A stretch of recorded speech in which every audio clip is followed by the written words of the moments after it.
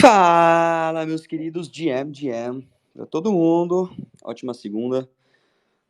Hoje eu consegui inverter a ordem dos fatores, já fiz academia já, pra quem conhece aí um pouquinho mais sabe que eu vou à noite, tentando fazer de manhã, apesar de não ser o que eu tô muito acostumado. Chamando o Vitão aqui pra subir, papo muito bom sobre projetos Web3, investimentos, a gente já falou várias vezes sobre isso, mas hoje a gente pegou o tema aqui especificamente em como atrair investidores para um projeto Web3, com o pessoal do Web3 Valley, que está fazendo um movimento sensacional aí no Brasil.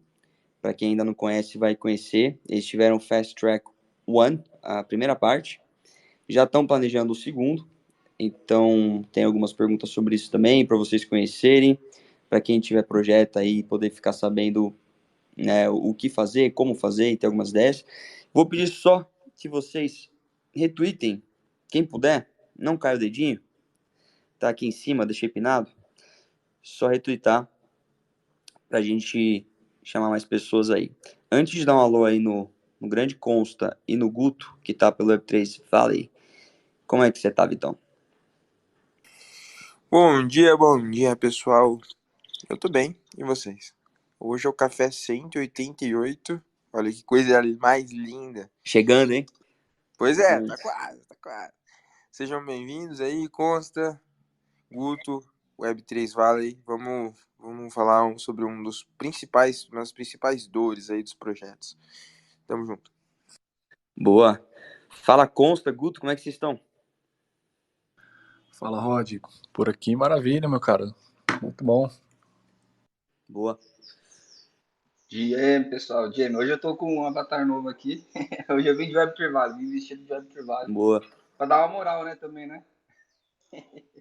É isso. Vitão, na verdade a gente já passou de 200, né? É que a gente antes fazia o formato lá que era o expresso, fazia Exato. o cappuccino, então se pegar tudo já passou de 200. Mas vamos agora, né, considerar esse aqui como oficial. Estamos chegando em 200. Apesar de já termos passado de 200. O Consta, Guto, antes de a gente começar as perguntas, o pessoal já conhece, vocês já são de casa, acho que é a terceira ou quarta vez que vocês vêm aqui. Então eu queria focar mais sobre o evento que vocês fizeram recentemente, que foi para unir ali investidores, pessoas envolvidas na Web3, que tem projetos, enfim, os parceiros também. E vocês fizeram ali uma apresentação mostrando vários pontos, né? Como que foi esse evento? O que vocês mostraram lá? Eu acho que vocês devem ter falado um pouquinho do Fast Track One, como que foi, o feedback, a rodada de feedback que teve. Então, cara, fala um pouquinho do Fast Track 1, né? O que foi, como foi esse evento, pra gente começar o papo aqui, que depois já tem umas perguntinhas. E quem quiser subir, fica à vontade, guys. Só levantar a mão. Boa. Cara, mais uma vez, o Rod e Sioff, valeu pelo convite aí. É sempre bom estar aqui com vocês. A gente já se sente em casa, né? Já chega de chinelo, bermudão, nessa pegada. Mas a gente fez um evento, né? No dia 30 agora, quarta-feira, com alguns investidores. E foi muito uma questão para a gente consolidar uma parada que a gente vem pregando desde o começo da Web3 Valley. Quando assim, pregando desde o momento que ninguém conhecia o projeto ainda, desde que a gente começou o Daniel desenhar isso daqui, o propósito nosso, que era de ser essa ponte, né, entre os empreendedores de Web3, os startupeiros ali de Web3, e a galera que tem grana, né, os investidores ali, onde está o capital mesmo, que é uma frente, inclusive, que vai ser legal depois o Dani comentar um pouco, que tem bastante acesso, que a gente sempre teve, então a gente sempre teve muito isso, né? Eu ficava muito com as startups, ele muito com os investidores, a gente educando as startups para ficarem mais maduras, mas, pô, se a gente também não educar os investidores, eles não vão entender esse mercado que a gente está atuando, né? Eles vão entender por que investir em Web3 é o futuro, é legal e tal, além de ser descentralizado e tudo mais, né? Mostrar que ali, de fato, tem um ambiente, digamos assim, no modo mais escrachado, lucrativo para eles, né? Porque o investidor olha para a startup como um ativo de diversificação de portfólio, basicamente, né? Então a gente queria mostrar para eles que esse é o momento, acho que um dos melhores momentos para a gente estar investindo no Web3. E aí o evento foi muito em cima disso, né? Foi essa, entre aspas, né? Como você falou, a gente teve o Fast Track, né? A primeira edição, o Batch 1, como a gente fala aqui. Então foi bem legal, porque isso até consolidou muita coisa, porque depois desse primeiro batch do Fast Track, a gente levou algumas startups que amadureceram mais durante o processo ali, algumas que tiveram, também estavam mais próximas, estavam mais fáceis de ir para ir para o evento, e levamos elas para a imersão Angel 3.0, né, que é essa imersão para o anjo investidor, né, que é o investidor 3.0 que a gente está chamando. E ali a gente falou muito do mercado, o que era de fato o Web3, que a ideia é trazer o investidor Web 2 para dentro do Web 3. E aí no final, cara, foi muito legal porque a gente consagrou isso com um grande pitch do mercado Bitcoin, mostrando como ele chegou a ser unicórnio, e depois as nossas startups. Né? Então a gente fez um fechamento muito legal, tanto para o Fast Track quanto para a imersão do Anjo 3.0, e aí a gente consolidou mais um pouquinho a nossa ponte ali de ser esse veículo, né? Esse vetor de transação entre os dois mundos. Ô, Consta, se quiser completar um pouquinho. Boa. Não, acho que foi isso, foi bem legal. A gente contou com bastante apoio de instituições aí também, né? Teve com a gente o pessoal da Algorand, da Foxbit, Mercado Bitcoin, Titânio Asset, e foi bem legal mesmo. A gente recebeu bons feedbacks, né? E acho que o propósito inicial foi cumprido, né? Que é de trazer investidores tradicionais ali que estão em Web2, que já investem em startups, já têm uma tese formada, para entenderem todo esse contexto aí de Web3 e por que para eles pode ser uma boa oportunidade, né? Então, acho que foi bem bacana aí subir um pouco o nível de consciência dessa turma e no final trazer cases reais ali de aplicações, né, de startups que a gente acompanha, como que na prática elas estão navegando aí no ecossistema e trazendo soluções aí para a sociedade, né? Boa, eu tenho uma pergunta aqui já, então. Só quero fazer o convite pra galera subir de novo. Eu sei que tem pessoal aí que tem projeto, tem ideias às vezes, né? Então, fique à vontade aí, pessoal. Tô esperando os dedinhos levantados. Olha o Gus chegando. Ô, Guto, consta. Pergunta. Qual que foi o principal, não vou dizer problema, mas dificuldade ou desafio dessas startups do primeiro batch? Teve algo que chamou a atenção de vocês? Ou cada uma apresentou um desafio diferente, etc? E somado a isso, o quanto que o mercado está pesando em cima o momento de mercado está pesando em cima dessas startups? Porque todas são Web3, então esse fator ele é comum para todos, né? O bear market, a falta de demanda, né? Poucas pessoas interessadas, tecnologia também ainda engatinhando, né? Da gente poder imaginar fazer um board, então, obviamente, atrapalhando muitas dessas startups. Então, primeira pergunta, se tem algo específico que chamou a atenção de vocês de desafio desse primeiro batch? E o momento de mercado, quanto que ele vem atrapalhando ou não essas startups que estão buscando investimento aí? Boa. Eu acho que assim, são dois principais desafios, né? Eu acho que o primeiro é sempre a questão de financiamento mesmo, de como se estruturar para captar recurso e executar, né, o roadmap, aquilo que está planejado, né? A gente percebe assim que o pessoal ainda tem um certo nível de dificuldade de organizar o finance para falar ali com os times do projeto, né? Então, eu acho que esse é um ponto que a gente teve que trabalhar bastante ali no mindset das startups e nos projetos, né?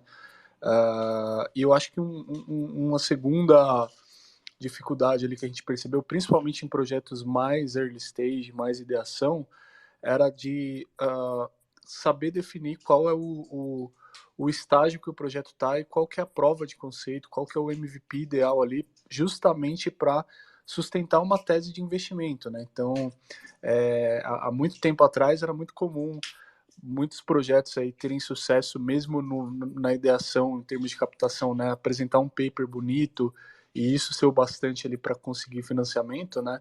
E hoje o ecossistema de investimento já é um pouco mais maduro no sentido de querer ver mais validações daquilo que se está prometendo, né? Daquilo que está em ideação, né? Então, a gente teve que trabalhar muito o conceito de MVP mesmo, de prova de conceito, né? De, olha, cara, para você sustentar aquilo que você está mostrando que vai acontecer lá na frente, você precisa mostrar o mínimo viável, né? Precisa mostrar aqui que uma fatiazinha disso já acontece, né? Para que o investidor consiga enxergar com mais facilidade ali a realidade que vai ser o projeto daqui a alguns anos, né? Então, acho que são esses dois pontos aí, né? O pessoal, a gente percebeu, assim, muitos projetos bons, mas tem aquele detalhe, né? Se você ficar muito no futuro, o projeto vai ser assim, vai ser assado, e não pensar, pô, tá, mas o que é executável hoje e o que eu posso mostrar efetivamente aqui que vai sustentar aquilo que eu estou dizendo que vai ser no futuro, né? Então, acho que esse é o desafio, né? De trazer o empreendedor pro day one e falar, olha, hoje, beleza que no futuro vai ser lindo, maravilhoso, você vai ter 1001 verticais, mas hoje você precisa provar alguma coisa, né? Então, vamos focar aqui no que se pode entregar, no que se pode executar e com os recursos que tem, né, Rod? Tipo, é muito bom quando você tem um caixa infinito, né, ou mesmo um caixa bem saudável, mas, assim, a grande realidade é que quem está começando não tem, muitas vezes não tem caixa, não tem reserva, né, pro projeto, e aí, assim, tem que usar criatividade, tem que pensar muito ali no que vai mostrar para que, de fato, o investidor abrace o risco ali que o projeto inicial traz. Boa. Guto, quer complementar alguma coisa? Não, acho que é isso mesmo. Qual que era a outra pergunta? Que eu já vou responder a segunda, então. Era sobre o momento de mercado, né? O quanto que atrapalha também essas startups. Cara, eu acho que foi muito legal, porque no mesmo dia que a gente fez o evento da imersão, o pessoal da... Da onde que foi, Dani, que vieram, pediram... Foi o Leonardo. Esqueci, não é Livecoins, é Livecoins? A gente fez uma reportagem lá falando justamente sobre essa queda de investimento em startups, né? E aí a palestra que eu dei justamente foi falando sobre esse momento, né? Falando sobre por que o mercado Web3 era interessante e qual estágio que a gente estava, né? E aí tem uns gráficos bem bacanas. Mas, vamos lá, antes de a gente chegar no gráfico, eu acho que o movimento de difícil investir em startup, acho que tem a ver com vários fatores, né? Quando a gente analisa o estilo o estilo do ativo, a gente está falando de um ativo assim, de altíssimo risco, né? E, obviamente, a correlação dele com o ganho também é muito alta, né? Então, você tem muito risco, mas também muito retorno por parte do investidor. Só que a gente passou por um período muito ruim, né? O bear market de cripto, não só isso, né? Então, a gente juntou com outras questões políticas, sociais e tal, que acho que a gente não pode olhar que assim, olha, o mercado de startups está ruim. Não, o mercado como um todo de investimento não estava legal para investir, né? Tinha ali muitos pontos a serem preenchidos, né? E aí os investimentos mais seguros acabam sendo mais rentáveis, seriam assim mais confortáveis para o investidor estar ali, tendo em vista o momento de certeza que a gente está passando ali, principalmente alguns meses atrás. Então, isso, obviamente, reflete não só em startups Web3, como startups no geral, né? Essa é uma parada que a gente tem que levar em consideração. Mas que no final do dia também, a gente sempre fala que para projeto bom, o dinheiro nunca falta, né? Existe muito dinheiro no mercado, não é que o dinheiro sumiu do mercado e não tem dinheiro.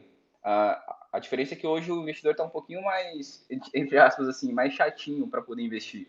Ele está analisando melhor, a gente passou por alguns períodos, vamos voltar alguns anos atrás, com a bolha.com, onde era quase uma corrida do ouro para as startups, para os investidores encontrarem o próximo Google, o próximo Facebook. A gente aconteceu um pouquinho disso, né? Cada vez que acontece um hype, como NFTs, como aí acontece um sprint do ouro ali, talvez, né? Alguns meses de muitos aportes intensivos no setor e tal. Mas a gente chega no momento, né? Quando a gente começa... Eu não vou ficar explicando o termo técnico, mas depois a gente entra nesse assunto, mas, quando a gente vê o ciclo de hype ali, que as pessoas começam a entender um pouco melhor, né? Sai daquele abismo da galera, só falando, só inflando ali as expectativas, e aí o projeto, a ideia daquele projeto ali começa a amadurecer, né? Daquela tecnologia começa a amadurecer, aí os aportes começam a voltar de uma forma mais substancial.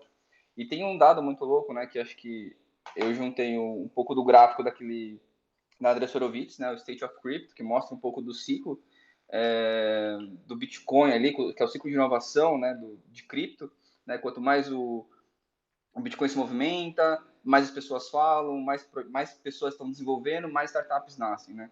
E esse ciclo tem a ver também com o aumento. E junto desse estudo, né, sem querer prolongar muito, senão vai ficar muito técnico aqui, mas existe um outro gráfico da CryptoRank que mostra também que quanto mais o movimento do Bitcoin acontece, quanto mais ele sobe, mais o aporte em startups do Web3 acontece também. Depois, se vocês quiserem, eu compartilho, eu mando pro Rod, não sei se existe uma melhor forma de compartilhar, mas eu posso mostrar isso para vocês. E então, a gente vê que esse movimento do Bitcoin de investimentos, ele acontece de uma forma tardia. Eu quero dizer, quanto mais ele sobe, o investimento vai subir, mas ele vem atrasado. Historicamente, ele mostra esse atraso. De lá para cá, desses últimos quartos, o investimento caiu. Mas nesse quarter agora, nesses 2 últimos quarters, o Bitcoin está subindo de volta. Então a tendência é que dos meses para frente, a gente já começa a falar de fim do bear market cripto, até mesmo entre startups também. Mas com esse aumento, pode ser que nos próximos meses ou no próximo ano, esse investimento em startups também comece a mudar bastante. Então, acho que é uma mistura de fatores, uma mistura de sopa de letrinhas que a gente tem que ficar atento, porque eu acho que o próximo ano, para os bons projetos, vai ter muito recurso disponível.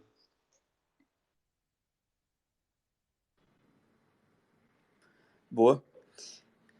Sem querer monopolizar, antes de passar para o Vitão, fazer uma última aqui, porque encaixa com essa.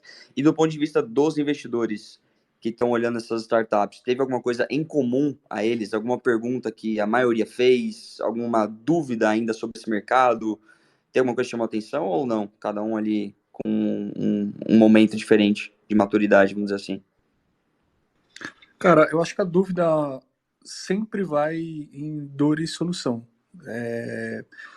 Embora o mercado, como o Guto contextualizou aí, tem os seus desafios e tudo mais, mas a turma que a gente está trazendo, né, para analisar os projetos e eventualmente investir, já tem uma contextualização, né, e isso que a gente está fazendo no Angel 3.0 é exatamente para trazer um pouco mais de contexto para o investidor, para que ele possa fazer as perguntas certas, né, no final do dia, né? Então, como os venture capitals e também investidores anjos que a gente trouxe ali para os demo days, né, são pessoas assim um pouco mais qualificadas em termos de Web3, né, já entendem o cenário, né, como um todo. As perguntas ficaram muito mais nesse aspecto, né, de qual é a dor ali que a startup está trabalhando para resolver, como que vai resolver, contexto de mercado, em termos de concorrência, de referências, etc.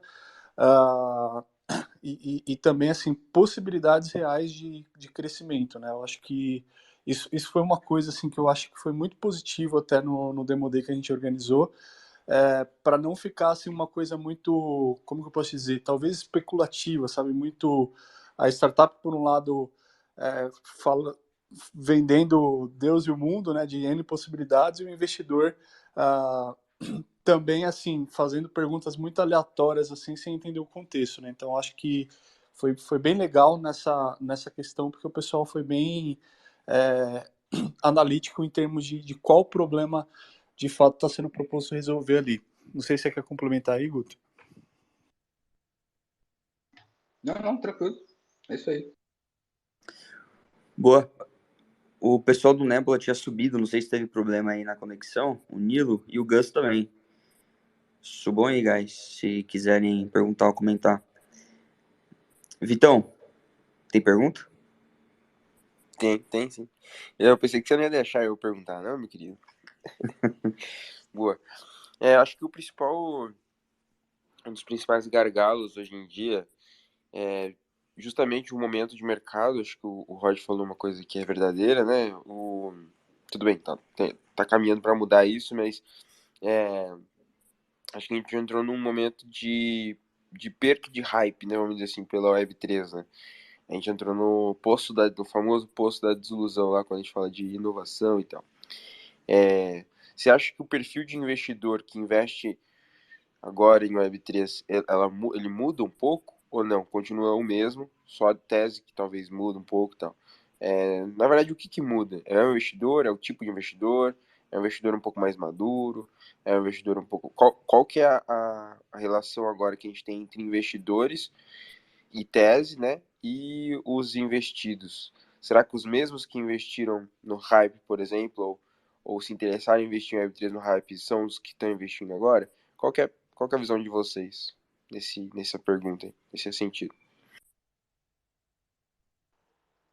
Cara, falando, tem que falar muito de sentimento de mercado, né? E isso sempre vai ser uma coisa, do meu ponto de vista, um pouco mais empírico em alguns momentos. Mas vamos lá.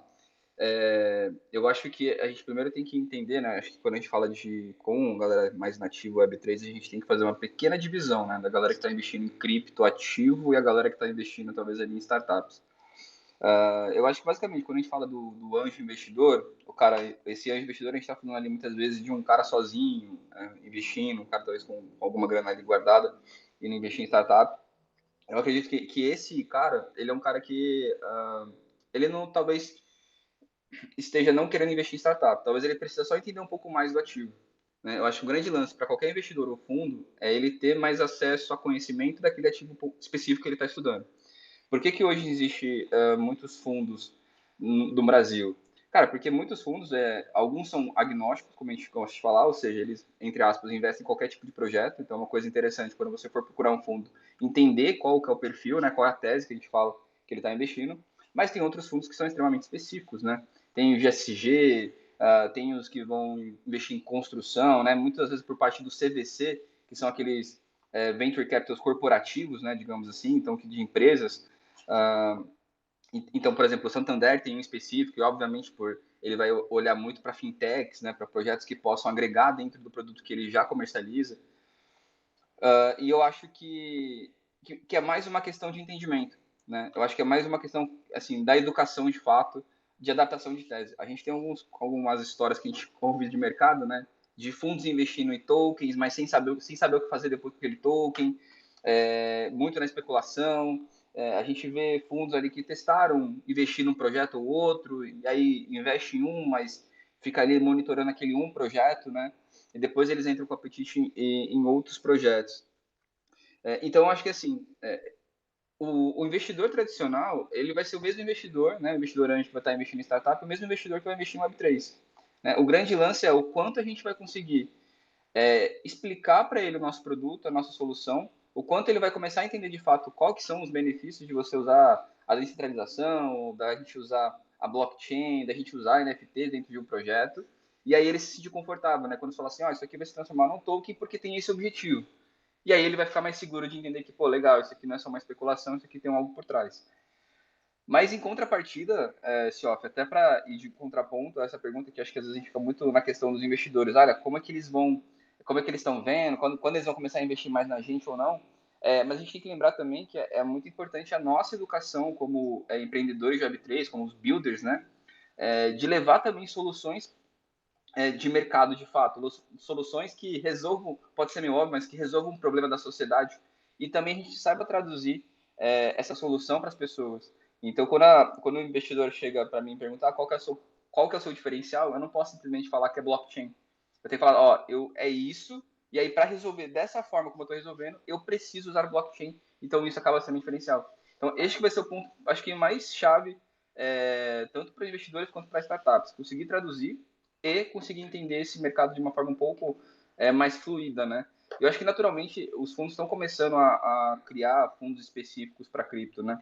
A gente vê a própria Iporanga criando agora seu próprio fundo de Web3, ou fundo exclusivo para Web3. A gente vê alguns cases assim surgindo no mercado, alguns um pouco mais agressivos, montando um pool exclusivo, outros começando a buscar pequenos investimentos.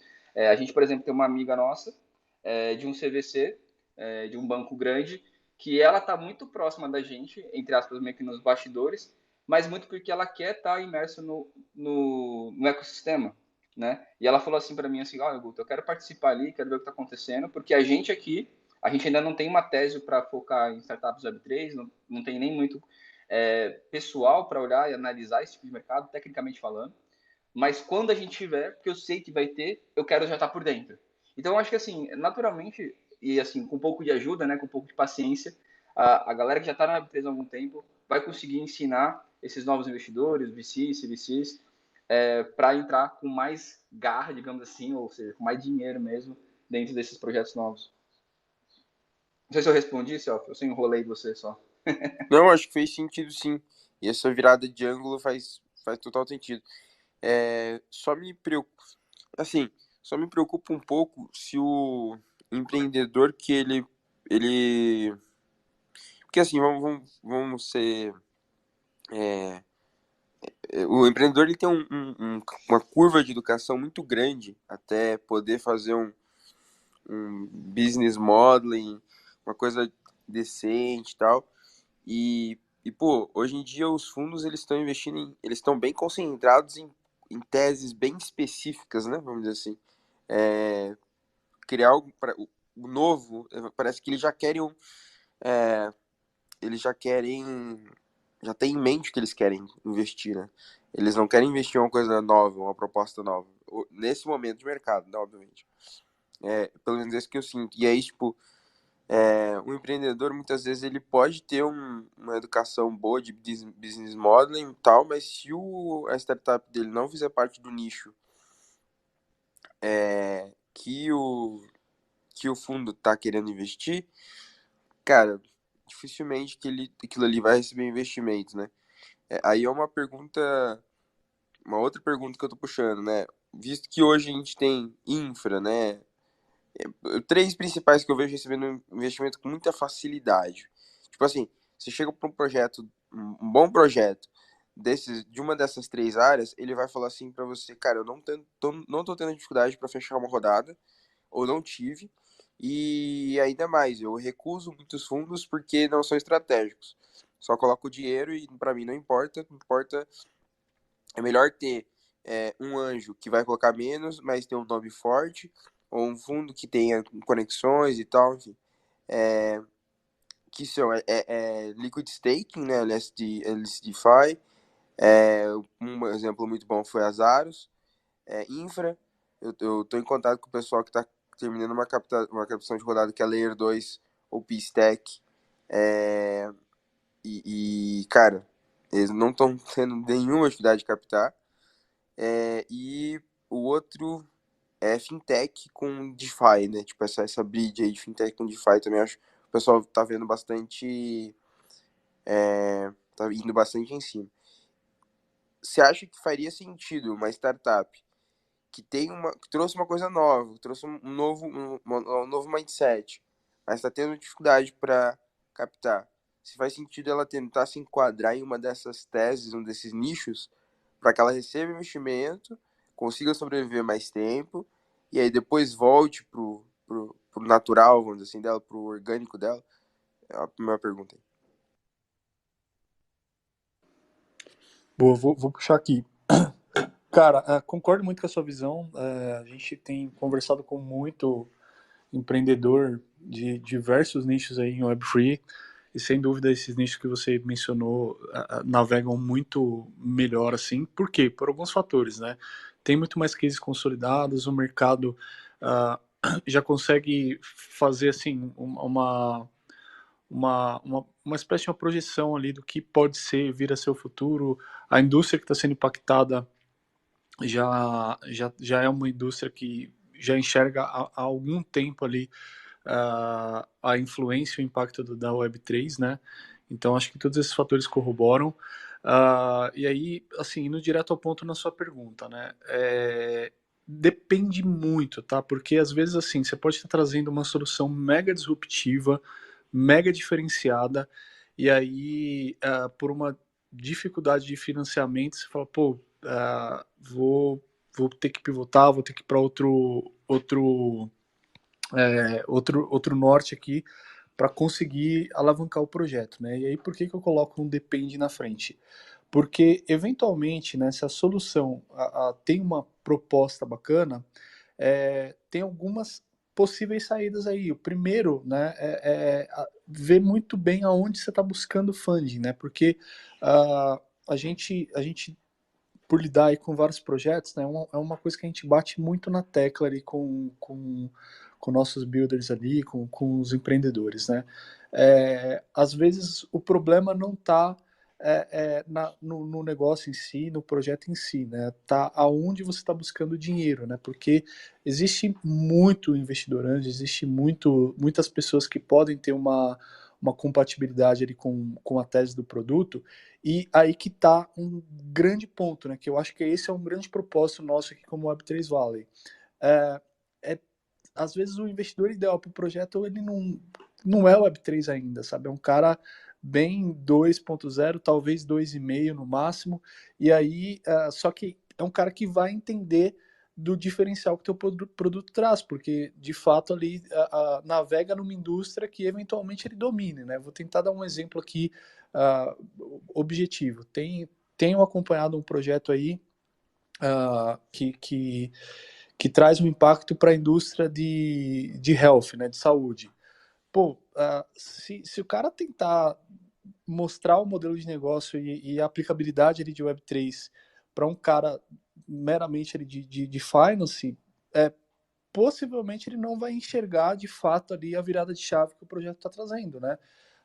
E aí, assim, quem são as pessoas para colocar o capital inicial para executar esse projeto? Pô, eventualmente é um diretor de hospital, é um cara que já tem uma tese para health. Então, eu acho que o desafio nosso como empreendedores é pensar um pouco mais fora da caixa de possibilidades, né? E ter uma certa habilidade, eu diria, de educar mesmo, de pegar na mão, de fazer essa interface para Web 2, Web 2,5, para que a coisa flua um pouco mais. É porque eu costumo dizer assim, né? Pô, o melhor dinheiro num projeto é o dinheiro do cliente, né? Então, esse é um outro ponto, né? Pô, às vezes seu projeto pode dar o primeiro start ali com financiamento de cliente, né? Numa etapa, há alguns anos atrás, era muito colocado isso, né? Pô, e aliás, quando começou, né, o movimento de crowdfunding, foi exatamente com esse propósito, né? Pô, o crowdfunding nada mais é que uma oportunidade de um potencial consumidor de um produto participar como sócio naquele produto, né? Então, existe vários caminhos ali que pode se pensar, mas também não descartaria completamente essa hipótese que você colocou, né? De não tá indo de jeito nenhum aqui por esse caminho. Vamos migrar um pouco a solução, de repente impactar uma outra vertical, uma outra indústria, para lá na frente a gente retomar ao roadmap original. Pode ser um caminho, porém o cuidado aí que eu destacaria é que esse caminho no final do dia não te distancie completamente da tese, daquela disrupção que eventualmente teu projeto traz, né, para que não seja assim, o que seria o teu diferencial morra no caminho, né? Mas eu acredito muito que nesse caminho assim de conversar com mais pessoas, trocar mais ideias, sair um pouco da bolha, seja assim um caminho, uma possibilidade para aumentar ali as chances de ter sucesso nesse caminho, né? Tanto que assim hoje a Web3 Valley a gente trabalha de forma agnóstica em termos de Web3, né? A gente traz diversos projetos de tudo enquanto é indústria ali sendo impactada, né? E da mesma forma, por que a gente está trazendo um monte de nichos ali, né?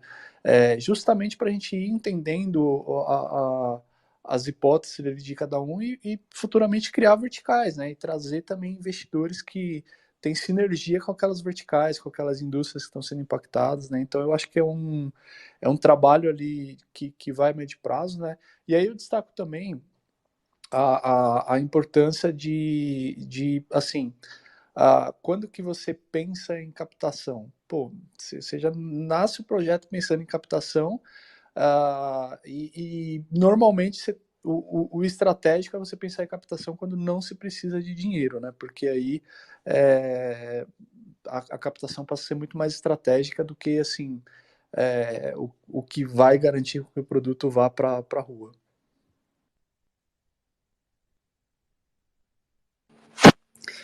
Deixei pinado aqui o que o Guto comentou, o gráfico mostrando como os investimentos, os VCs, né, investimento de VCs acompanham o preço do Bitcoin com um certo delay, né? Então, alguns meses de atraso, tanto para cima quanto para baixo. Tem o gráfico e tem o estudo Block Trends.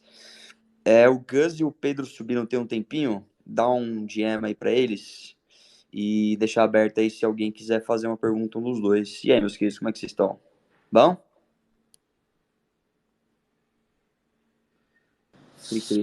Bom dia. Como tá, galera? E aí, Gus? Você quer fazer primeiro, cara? GM, bom dia, galera. Só vão, pode ir, Pedrão. É nóis. Boa. Cara, Rodrigão, Sioff, prazer estar aqui de novo, cara. Pô, sempre bom estar essas manhãs aqui com vocês. Ultimamente tá meio difícil, mas a gente arruma um tempo, né? Começar a segunda-feira bem. Daniel, cara, prazer conhecer aí. O meu ponto, cara, é que assim, eu trabalhei há 2 anos atrás, na verdade, um ano atrás, vamos botar aí, em um VC aqui do Rio. Cara, o que se chama de VC aqui do Rio é bem, digamos assim, fechado, né? Então, aí de São Paulo, não sei se é de São Paulo, mas é bem mais diverso, na minha opinião. E eu conheci, inclusive, a Web3, inclusive, captando, né, fazendo um hunting aí em algumas startups. Em um dos Blockchain Rio, tá chegando aí, inclusive, o Blockchain Rio. E, cara, uma coisa que eu percebi, vou ser bem direto na pergunta, tá? E aí é até um pouco provocativo, fica à vontade para discordar. Mas uma coisa que eu percebi, cara, é que os investidores, há 2 anos atrás e até ano passado, assim, até no começo do ano passado, eles eram bem céticos com relação ao blockchain, Web3, né? Esse gráfico aí que o Rodrigo pinou, cara, eu acho que é um problema grande de hunting. Então, tipo, os investidores, eles começam a se interessar nos negócios Web3 quando eles veem que aquilo está crescendo. Só que quando cresce, breve vem um ciclo de baixa, né? Natural do mercado. Então, é um gap aí que eles têm de hunting, até captar uma startup, até avaliar a tese, enfim. O VC que eu trabalhava, ele era agnóstico de setor, né? E o que eu notava e o que falavam para mim quando eu fazia algum hunt de alguma startup, algum projeto Web3, é que de fato tinha um projeto, tinha uma tecnologia bem deep ali, né? Eles sempre entendiam blockchain como uma tecnologia mais deep, mas não tinha um negócio, cara. Faltava falar de break-even, faltava falar de CAC, faltava falar de LTV, faltava falar um pouco de indicadores que são bem comuns em Web 2, né? E aqui em Web 3 a gente não fala muito, né? A gente está sempre criando projetos para inovar, para inventar, né? O termo invenção e inovação se diferem nesse sentido, né? E acaba que a gente não tem negócios, de fato, né? Planilhados, que normalmente é do jeito que o pessoal, os investidores do Web 2 gostam. E eu queria ver, cara, como é a sua visão com relação a isso, né? A gente tem, de fato, muitos projetos e poucos negócios ainda na Web3. Valeu aí, galera. O cara jogou a bomba e saiu correndo.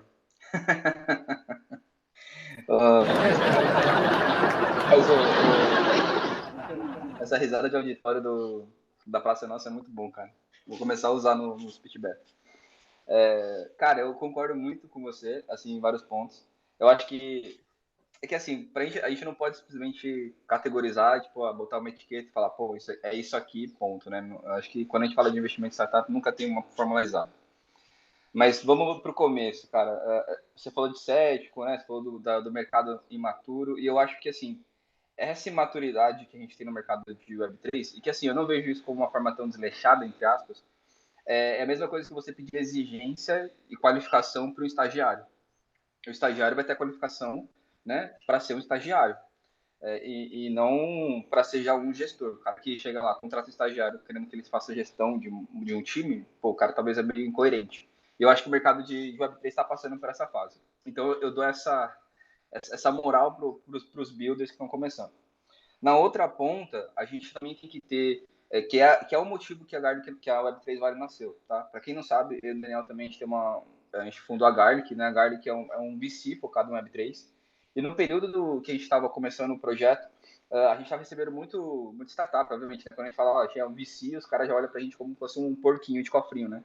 Aqueles cofrinhos de porquinho para não, qualquer momento eu posso chegar lá, quebrar e vou pegar algum dinheiro.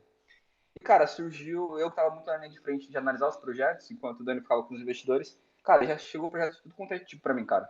Até mesmo Web 2, não vou nem falar que era só Web 3, porque acabava chegando de qualquer fato. Cara, chegou o projeto pra mim falando que ia fazer um primeiro ICO para captar recurso, aí a segunda parte do projeto era fazer um segundo ICO para ir começar a desenvolver. Chegou outro projeto para mim falando assim, olha, quanto que eles podem me dar? Eles usaram literalmente a expressão, quanto você pode me dar e quanto que você quer. Eu falei, ó, posso te dar quanto você quiser, só que eu quero 100% da sua empresa, pode ser? Aí o cara, não, mas não é assim que funciona. Eu falei, pois bem, você tem que me vir com um plano. Enfim, diversas histórias que dá para ficar um tempão contando. E aí eu virei pro Dani e falei assim, cara, eu acho que a gente tá com um problema aqui, porque a gente, né, quer investir, só que a gente não dá para investir agora. E aí foi um dos propósitos que nasceu a Web3 Valley, que é justamente a gente ajudar esses novos empreendedores, esses novos builders, a se posicionarem no mercado de uma maneira mais, digamos, madura, né? E aí, Pedro, é onde a gente fala assim, eu concordo com você que tem muito projeto na Web3 que não está preocupado com CAC, não está preocupado com break-even, às vezes nem sabe direito o que é, e, cara, não é um demérito não saber, tá? O demérito é não querer saber. Eu acho que esse é o maior problema. E aí é onde a gente entra. Cara, eu vou te falar, mano, sem querer puxar a sardinha pro nosso lado, mas eu tenho que puxar até porque eu tô aqui literalmente vestido de Web3 Valley, mas dá uma olhada no nosso LinkedIn depois, ou no nosso Instagram também. A gente tem 2 depoimentos ali, um do Rafa, da OP Club, e o outro da Greg. Tá? Que são, cara, 2 startups em estágios iniciais. E aí elas falam por si só, mano. Ali acho que os projetos que passaram pelo Fast Track, de maturidade, pelo menos assim, de mindset com relação ao mercado, a como conversar, tiveram uma grande transformação. Teve projeto ali pivotando, teve projeto fazendo negócio entre outros projetos, teve projeto, cara, tem um lá, eu gosto muito de citar o Rodrigo da Detesk, depois vocês procuram sobre esse projeto aí, Rodrigo Detesk. Que assim, cara, o cara é um cara que veio de 5 projetos e ainda assim ele tava lá buscando conhecimento com a gente, né? Até falei, pô, cara, você tá na sua quinta startup, já fez 2 eixos, teoricamente você nem precisava estar aqui. Ele falou, cara, é sempre bom aprender, né? E ele era de startup Web 2, veio para Web 3. Então eu acho que assim, também vai do mercado aproveitar oportunidades como Fast Track, aproveitar oportunidades como Café, para estar aprendendo de fato como chegar nesses fundos. Porque se você chegar, cara, não interessa se você é Web3, se você faz SEO, mas sem um modelo de negócio básico, um modelo que gere receita, cara, não adianta. Entendeu? Não tem como você conseguir que o investidor aporte em você, porque ele vai olhar para você e o que ele vai ver de uma forma hiper mega simplificada, estereotipada, cara, você dá lucro? Qual que é o lucro que você dá? Aí se depois a gente entra na sopa de letrinhas, mas você dá lucro? Se eu colocar o dinheiro em você, você vai dar mais lucro do que você dá hoje?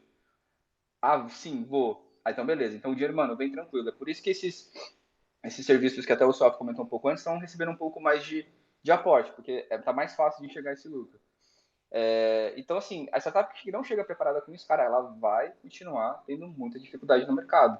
Só que enquanto também o empreendedor e o builder, não, entre aspas, não abaixar um pouquinho a bola, né, de falar assim, cara, não, tudo bem, eu estou inovando, mas eu preciso criar algo concreto, querer vir mudar isso, cara, ele vai continuar tendo essa dificuldade. E aí, entre aspas, isso vai acabar refletindo muito dentro do mercado, no sentimento de mercado geral para startups Web3. Então, vejo isso, cara.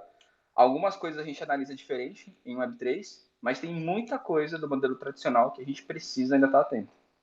Não sei se eu respondi bem, Pedro. Deixa eu fazer uma próxima aqui, antes do Gus ou o Vitão. Vou cortar rapidinho, senão eu vou esquecer, porque encaixa bem. O Gutos e Consta, sobre o Fast Track One, que o pessoal passa por essa imersão com várias aulas, né, encontros, enfim. Depois que acaba o Fast Track, qual que é o próximo passo para essas startups com vocês? É já buscar captação, enfim, como que é depois que elas passam para o Fast Track? E até aproveitando, né, para você quiser explicar para quem não sabe exatamente o que é o Fast Track, né, se vocês puderem explicar melhor. Boa, eu vou puxar aqui e depois o Guto complementa. Vamos lá, desde o primeiro dia de imersão, né, a gente já, de imersão não, de Fast Track, né, de aceleração, a gente já começa a preparar as startups ali para captarem, né, uma vez que a gente entende que a captação, sem dúvida, assim, já para a gente que investe em startup, né, a gente sempre procura ali o valuation de saída, vamos dizer assim, né? Então, eu costumo dizer que você não necessariamente precisa depender do dinheiro do investidor para o projeto rodar, o projeto tem que rodar com ou sem investidor, mas quando o projeto recebe um investimento, especialmente se for de um investidor mais qualificado, isso vai criando marcos ali no projeto, né? Vai criando credenciais ali que o mercado começa a entender que aquele projeto é um projeto sério, outras pessoas analisaram e por aí vai, né? Então a gente começa desde do primeiro dia ali, que a gente já cria o grupo ali com as startups selecionadas, né, para o nosso processo de aceleração, a gente já começa a falar de de investimento, mas quando finaliza o programa ali, né, a aceleração, sem dúvida, assim, a pauta vira essa continuidade, né? Então a gente fecha ali com o Demo Day, as startups apresentam para os investidores e aí a gente vai mantendo ali essa roda girando, né? A gente está sempre ali, pô, e aí, fulano, você viu aquela startup? O que você achou? Né? Então a gente vai mantendo conversas offline e informais ali com o investidor, mas também a gente vai organizando ali encontros intencionais, né? Para que cada vez mais investidores, mais angels tenham acesso ali àquela startup que está com a gente, né? E a gente busca também, né, no pós-Fast Track, trazer encontros e conexões estratégicas para as startups, né? Então, vou dar um exemplo, né? Amanhã a gente está indo lá para o Blockchain Rio, a gente vai participar lá também, e alguns empreendedores lá que estão no Fast Track, que tiveram na primeira edição do Fast Track, a gente já está armando alguns encontros estratégicos ali, né? Se tal influenciador te conhecesse, seria legal para sua tese? Pô, seria. Então vamos armar isso. Vai ter um fundo lá que já indicou que seu projeto é interessante para ele olhar. Vamos armar esse encontro, né? Então, eu costumo dizer, o Rod, que a gente trabalha muito, muito mesmo na pegada de over-deliver, né? Eu sei que isso é meio clichê falar isso, mas assim, a gente gosta de prometer até onde a gente tem certeza que vai entregar, mas na hora da entrega a gente gosta de ir muito além no sentido de acelerar de fato as startups, ajudar elas a darem os primeiros passos, né?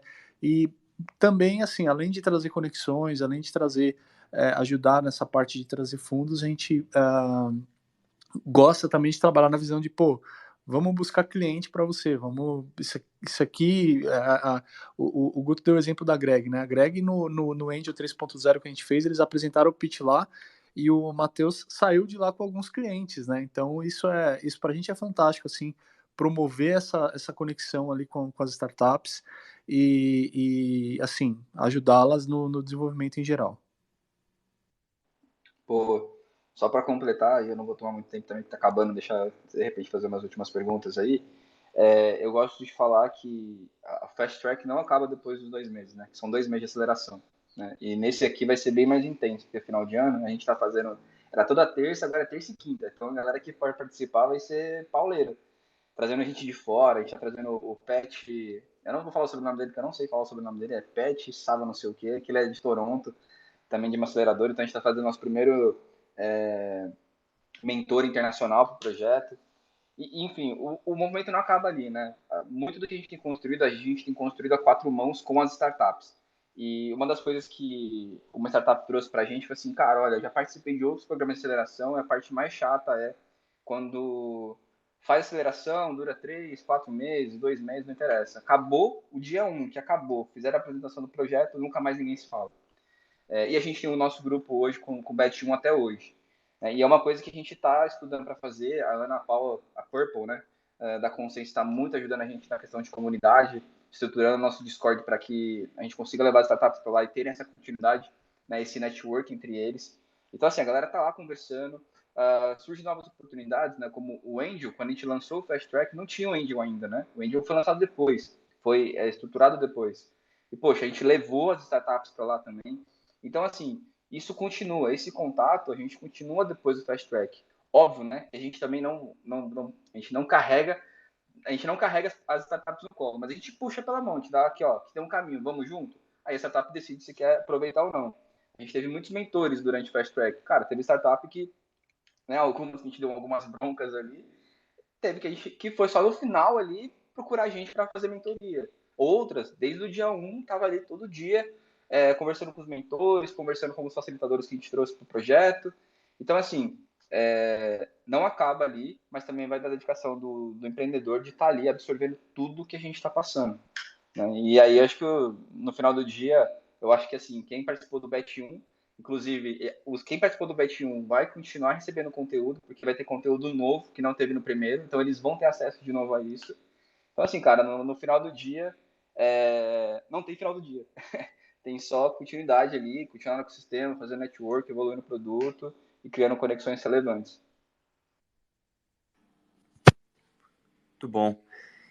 Vai lá, Vitão. Daqui a pouco, se quiser preparar a palavra de hoje, mais para o fim. Boa. Tem uma coisa que o Pedro falou que eu achei muito interessante, cara, que o fundo que via blockchain como Deep Innovation, né? Deep Tech, quer dizer, desculpa. E aí tem uma questão que é o seguinte: quando você está lidando com algumas tecnologias muito inovadoras e muito disruptivas, geralmente o dinheiro de pré-seed e seed são para research, né? São para pesquisa e desenvolvimento. E, cara, uma coisa bem despreocupada quanto à receita e quanto a... Não tem nem como calcular valuation, né? E aí, do dia para a noite, dá aquela explodida, né, da tecnologia, o trigger, innovation trigger, e aí o negócio explode a lá OpenAI, por exemplo, e ChatGPT, né? Que OpenAI já tinha um valuation considerável, não tinha nenhum revenue stream, e aí chegou o ChatGPT e mudou a forma com que as pessoas veem inteligência artificial, né? Hoje em dia. E hoje em dia dificilmente, se você pudesse comprar OpenAI 10 vezes mais barato que está hoje, dificilmente um fundo falaria não compraria, sabendo o que aconteceu. Então, muitas vezes quando você está numa tecnologia muito, muito deep, né? Eu gostei dessa expressão deep tech. Você não tem como prever receita e não tem como prever nem valuation direito, né? Porque você está muito early e o que a galera precisa é dinheiro para pesquisa e desenvolvimento e se despreocupar de receita amanhã, né? Como que vocês veem esse tipo de investimento? Eu vejo que é um investimento, por exemplo, que dá mais porrada, mas é o que dá mais, no sentido de porrada, no sentido de, né, explodir mesmo. Só que ao mesmo tempo acho que o capital mais inseguro, porque só vai queimar dinheiro nas 2 primeiras rodadas, né? Fica aí a minha pergunta. Boa. Ciofo, eu vou mandar só os gráficos pro Rod depois. Tem um gráfico que a gente pegou também no CryptoRank mostrando justamente que a fase mais investida das startups foi em seed, né? Que é aquele período ali um pouquinho pós MVP ou no MVP. Mas trazendo essa resposta para você, acho que assim, primeiro, né? Olhando esse gráfico, a gente entende que o mercado está aceitando ali queimar um recurso para justamente encontrar ali, deixar as startups respirarem um pouco e fazerem seu research, fazerem sua validação de produto, tudo mais. Mas tem uma coisa que eu acho que é meio, entre aspas, básico, mas acho que por ser básico, é aquele negócio assim, eu faço todo dia isso e talvez acaba no final do dia passando desapercebido, né? Com pouca atenção. Que, entre aspas, assim, a história tem que ser bem contada para o investidor, né? E não é uma história no sentido de, tipo, olha, eu vou inventar alguma coisa e vou inventar alguma coisa para ele só colocar dinheiro em mim. Mas é criar o raciocínio, pegar a sua estratégia e ter uma estratégia, obviamente, do que você vai fazer com o dinheiro, por que você está aplicando o research naquele momento, qual o mercado que você está querendo atingir, todos os porquês do porquê aquele projeto, de fato, tem potencial para poder estourar, né? Para poder ser um bom projeto. E aí saber contar de uma forma boa, né? O storytelling pode parecer algo meio que tipo de livro, né? Vou contar uma história, mas ele precisa ser bem contado, né? É o que eu falei lá atrás. Como o blockchain não é só diferencial hoje, blockchain é quase um commodity hoje para essa etapa Web3, mas o modelo de negócio sim é o que vai fazer a diferença. Né? Foi até aproveitando aqui, não sei se ele estava aqui ainda, o pessoal da Soul Prime estava aqui ouvindo, e eu ouvi o podcast deles hoje, esse final de semana agora. E, cara, muito do que eles estavam falando ali, acho que é muito o perfil do que a gente está discutindo aqui. Que, assim, cara, ele ainda não é a maior social media, descentralizada e tudo mais. Mas ele tem um plano feito, ele tem ali uma missão muito bem desenhada. E essa ideia muito bem desenhada e muito bem contada ajudou ele a trazer nomes muito relevantes para a operação que ele tem. Né? E eu acho que esse é o ponto para as startups. Né? Tá, você vai usar research, não tem problema queimar dinheiro com research. Mas por que você está pesquisando nessa ponte? Por que você não está indo para outra? Por que você não está olhando o mercado para cá? Porque a pivotagem é natural dos projetos. Mas a falta de planejamento, não. E eu acho que é isso que falta na maioria dos projetos que estão com dificuldade de captação. Não é ser seed ou pré-seed, não é precisar de dinheiro para research ou não. Mas, cara, por que você está usando? Como você vai usar? Né? Tem uma parada muito básica que o Daniel faz muito, né? Que é ele que geralmente fica nessa frente, é a projeção financeira. aonde você vai gastar, como você vai gastar e por que você vai gastar. E isso a maioria das startups não tem. É só para fazer um pequeno adendo aí rapidinho. Projeto Early Stage, a gente olha demais time, né? O Guto comentou uma coisa ali que é importante, né? Até citou o case aí da Subprime. Se a tua tese ali é deep demais, não tem uma facilidade de modelar, de projetar, foca em trazer um time impactante, né? E pensando aí em contexto de advisor, de conselheiros, de parceiros estratégicos, né? Eu diria que para a Web3, 2 pontos é super relevante. Um parceiro jurídico é fundamental, né? Porque mostrar que você, desde o day one, já tem essa preocupação com regulação, etc., já passa uma visão mais madura para o investidor.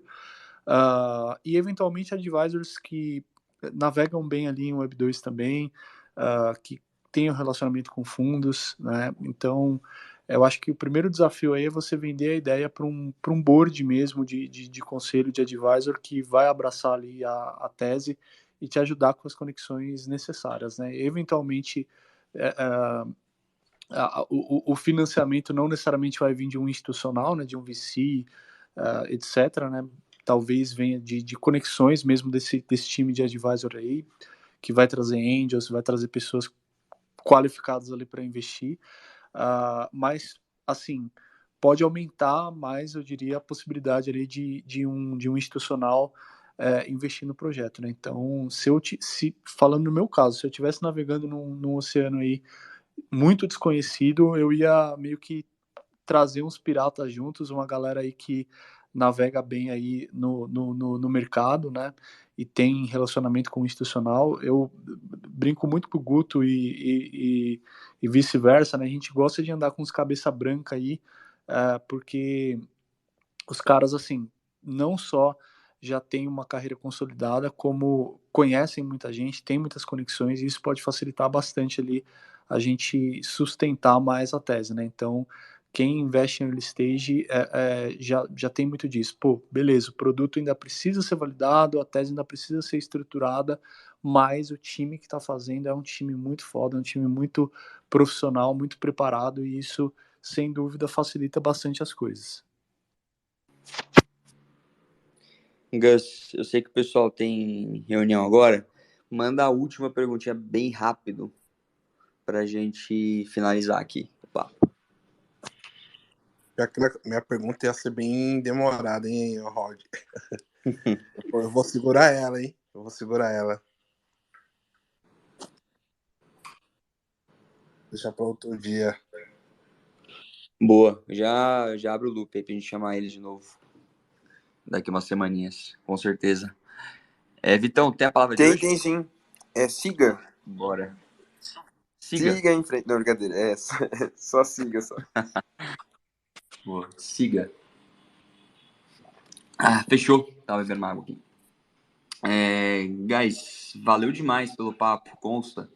Guto, recados finais aí pra galera, deixar alguma mensagem sobre o próximo Fast Track, onde falar com vocês, fica à vontade. Bom, eu vou puxar aqui rapidinho.